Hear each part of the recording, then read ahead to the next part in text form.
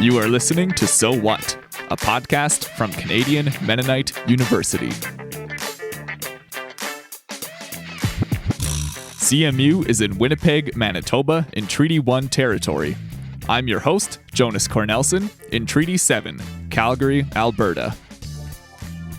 It's a new year and a new podcast series, but our topic is as old as this country we call Canada.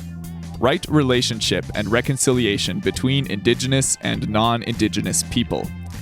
This has never been easy, and non-Indigenous people, especially white people, are well advised to listen first.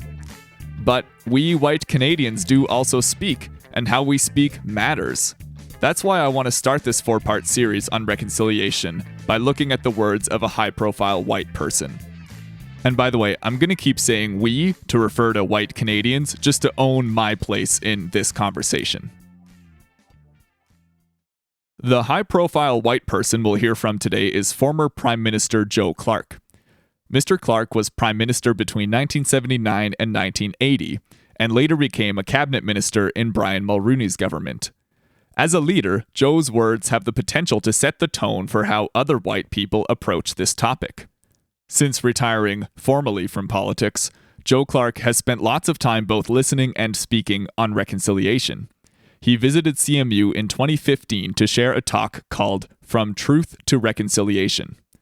This episode will happen in 2 parts. First up, I'll share some clips from Joe Clark and my thoughts on them, and then I'll be joined by Christy Anderson, who serves as the Indigenous Engagement Advisor at CMU, to get her perspective on what Joe said. So we'll start with Joe Clark and see how he sets the tone by describing early contact between Indigenous people and European settlers. We have to remember that in Canada, as distinct from in what became Canada, as distinct from what became the United States, the welcoming to newcomers of Aboriginal people was extraordinary. Of course, there were some violent incidents, but nothing like what I grew up with, watching television and listening to cowboy and Indian movies.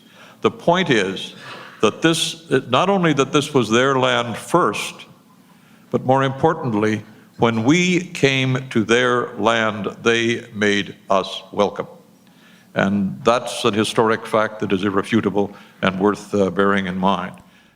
The point that Joe Clark is making here, that Indigenous people made Europeans welcome, is an important pushback on that cowboys and Indians story that Joe mentions that he grew up with. Although he says it's historically untrue, that good guy and bad guy story really had devastating consequences. It was one of the ways that white people came to believe Indigenous people needed to be, quote, civilized. One of these consequences was Indigenous children being forcibly taken from their communities and placed in Indian residential schools. This went on for over 150 years and has since been described as genocide. And while this was going on, Canadians across the country, like Joe Clark in High River, Alberta, grew up without any idea it was happening. I have been in the room when grandmothers who had been confined in residential schools and whose lives literally came apart, finally, for the first time in 50 or 60 years, found the courage and the place in which they could speak about the damage that had done to their lives. And I listened, and I said this, I do this with some shame, because I grew up in a town 5 miles from a residential school. I knew nothing about it. I went through my adult life. I went through my early days as a member of Parliament, knowing nothing about what had happened to people my age from my part of the country in those schools. But among the things that happened is and I ask you to consider what you would do if this happened to you.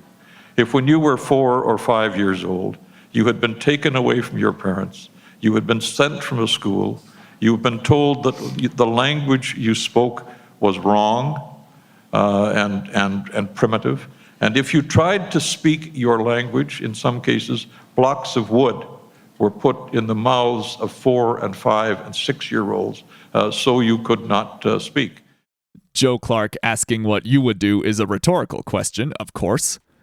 The point is that the challenges facing Indigenous people in Canada today come directly from deep harms inflicted by Canadians and Canada's governments.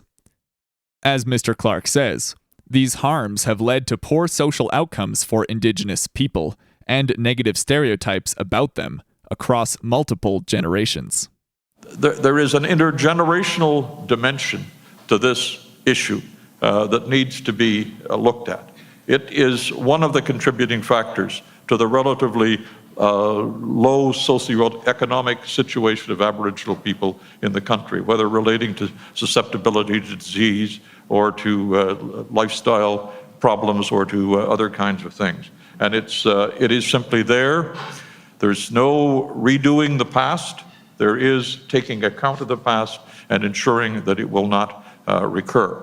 Now, because that happened, there is this bad news image about Aboriginal people. No. I have to cut Joe Clark off here because that last sentence he said is really important. I'll paraphrase. Because these things happened, Canadians mainly think of Indigenous people in terms of bad news. Out of context, this bad news has led to really hurtful stereotypes. It's embarrassing how many Canadians I've heard say things like, Native people are just drunk and lazy.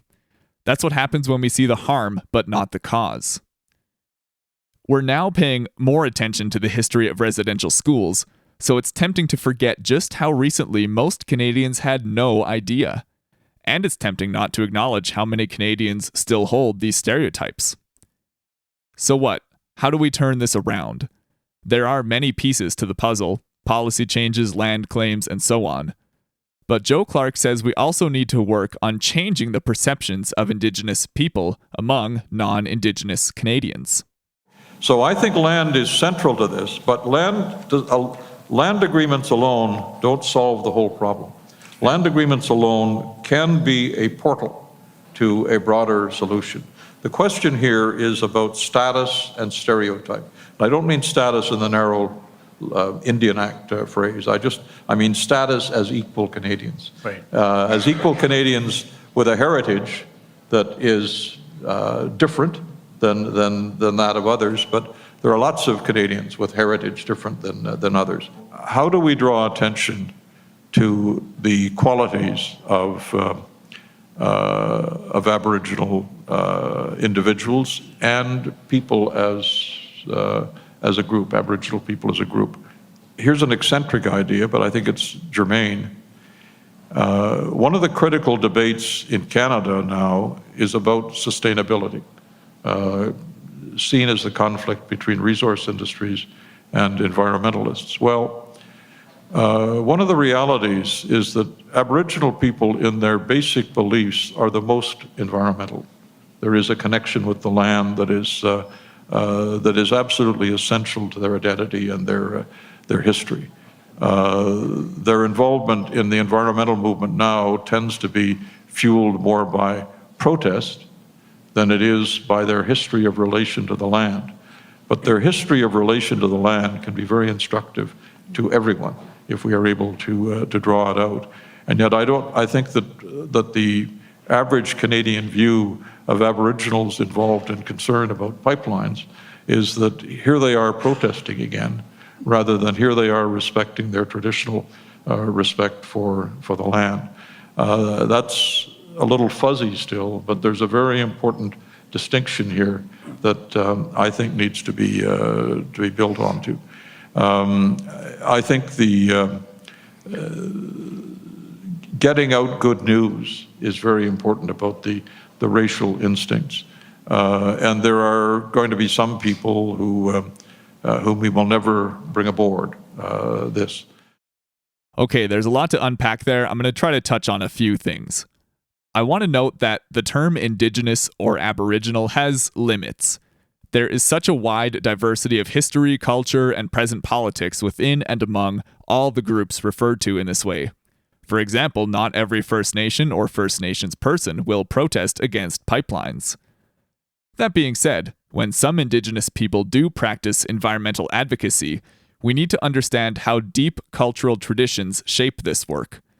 Part of what I think Joe Clark is saying here is that Indigenous cultures need to be valued on their own terms.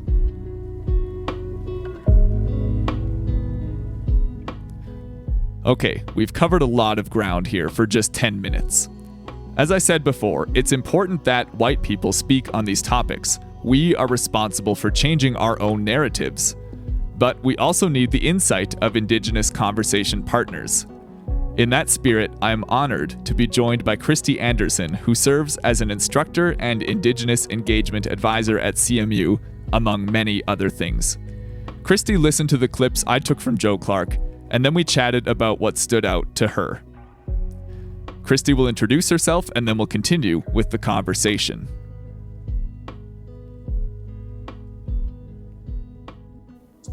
Bonjour, Christy Anderson, Indigenous, mean Panemutang Indoji, mean Mahigan Endodem. Greetings. In the language of my ancestors, I just introduced myself. My name is Christy Anderson. I'm from Panemutang First Nation, and I am of the Wolf Clan. I'm also Mennonite by heritage on my matrilineal side. I am a PhD student. I also work for Canadian Mennonite University. I'm a mother to 2 young boys, and I do lots of things to keep me really, really busy. One of the first things Christy brought up was the cowboys and Indians narrative we talked about at the start of the episode. And although Joe Clark said it was historically untrue in Canada, Christy wanted to go deeper on its cultural impact and how it affected her family. We'll start there, and then keep going with Christy's thoughts on the rest of Joe Clark's comments. This kind of cowboy and Indian narrative really supports the kind of savage, civilized narrative, right? And it did so in a way that was very, very widespread. I can even think back to my father, who is Anishinaabe. He was Anishinaabe, because his whole life, he actually wanted to be the cowboy and not the Indian.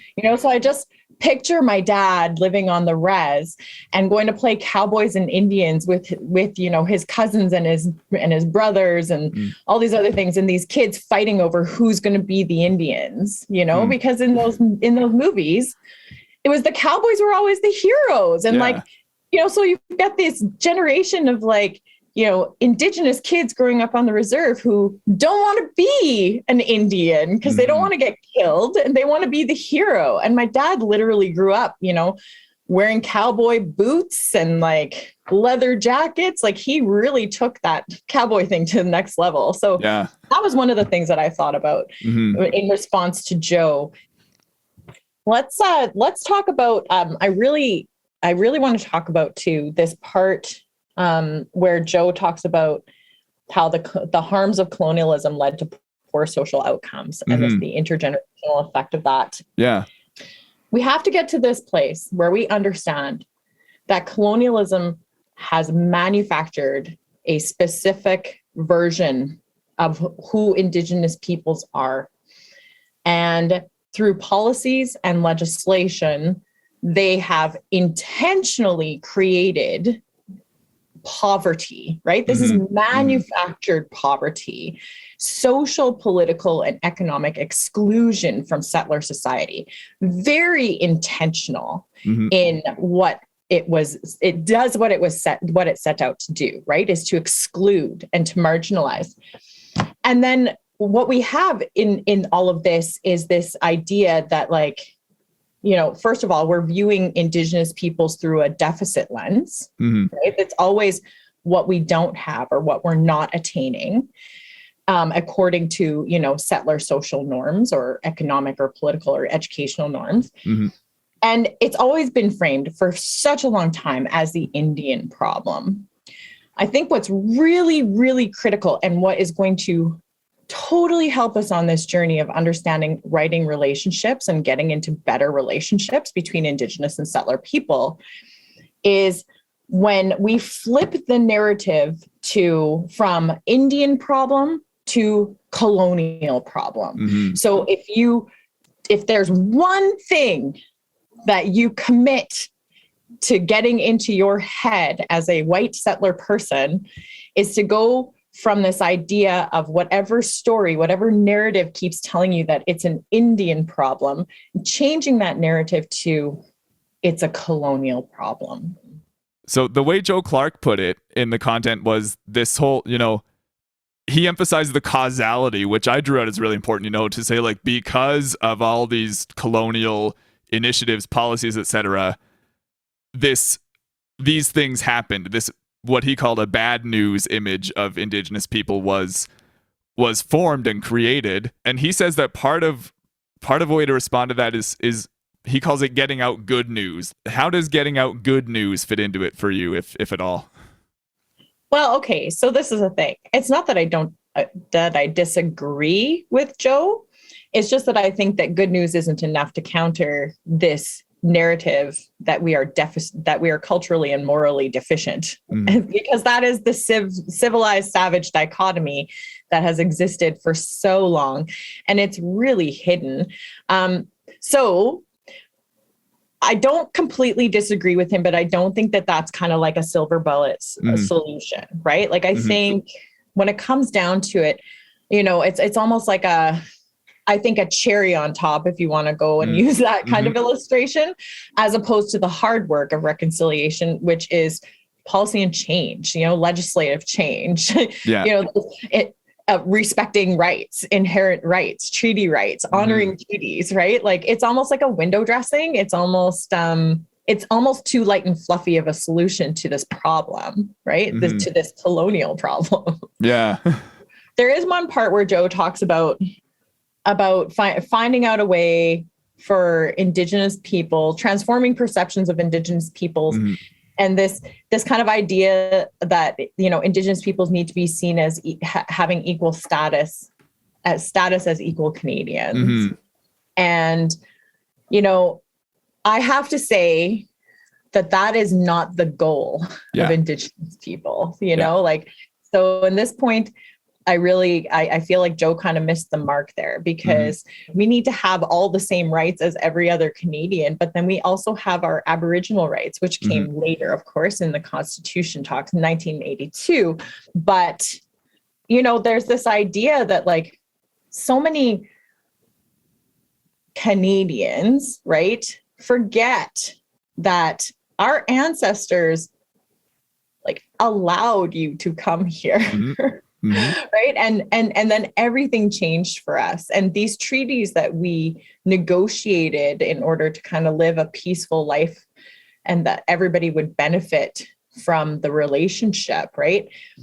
Settlers have disproportionately benefited from the treaties, while Indigenous peoples have not. They have not been honored, and we have been left out, right, from that kind of like good life, that Minobamatsuin, as they say, right?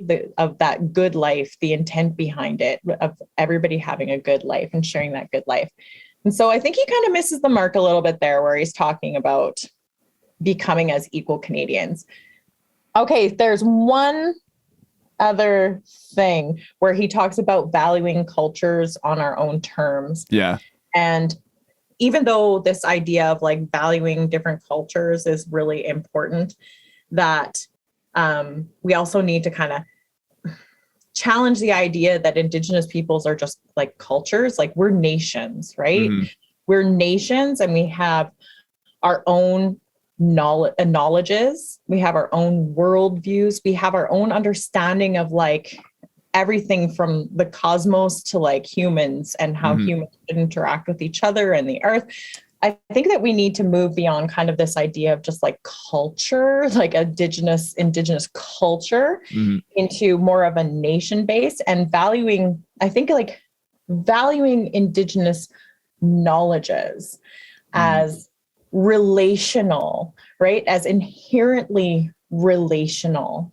We need to look at valuing Indigenous knowledges in their own right, as opposed to just cultures. Yeah. And for this, I really think that the relationality of Indigenous knowledges, the way in which Indigenous languages and knowledges teach us about the interconnectedness and the holism of humans and like our environment, and the relational aspects of just living life and all things having life and spirit and being important. this is a gift. This is a gift to settler people, to white people. And it needs to be acknowledged as such, right? This way of seeing the world and perceiving the world from a really holistic, relational perspective. Yeah. It's cultural, but it's so much more. And I think that gets at a sense of when you talk about valuing a culture on its own terms, it might be just sort of a sense of like, oh yeah, I see you, you're different from me, I respect that, but it's much more transformative, or it should be. Absolutely. That is the gift right there. The transformative potential of understanding, Indigenous worldviews and knowledges. So it's such a gift. It was such a gift for Christy to share her thoughts with me for this episode. I really appreciate it. And I just want to note that valuing cultures on their own terms is actually something I said interpreting Joe Clark. It's not what Joe said directly. So I'm learning a lot here too. I'm learning on the fly. It's a really good experience. And I hope you feel the same. Thanks for listening to So What? This was the first of 4 episodes on reconciliation, and I hope you'll stay tuned. The next episode comes out on February 1st. You can find it on all major podcast platforms. If you want to share your thoughts, and I hope you do, please go to our Facebook page at facebook.com/SoWhatPodcast. My name is Jonas Cornelson. I'll talk to you again next month.